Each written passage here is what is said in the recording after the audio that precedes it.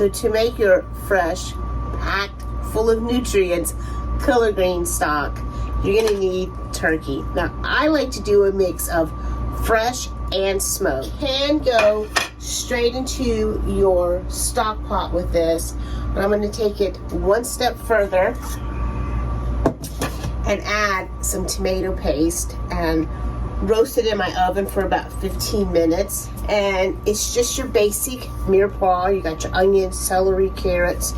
I've got some garlic, bay leaf. So I'm gonna pop that in my bowl. And I'm gonna do the exact same thing I did with my turkey.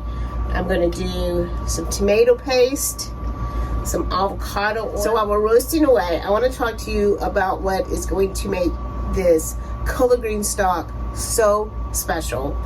Not only is it going to be delicious, but so nutritious and good for you. And that is using our veins from our color greens.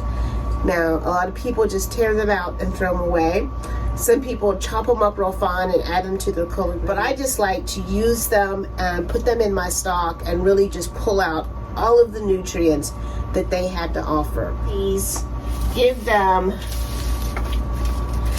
a rough chop. I just want to throw them in my pot here. So we have some nice char color. You can see that. So I'm just going to add a few peppercorns.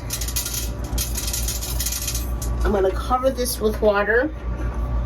Always use cold water. When you see this foam that develops on the top, you just want to take a spoon and just skim it off. The stock has been cooking for 2 hours, so it's time to drain it. So I'm just going to do this through the cheesecloth straight into the container that I want to keep it in.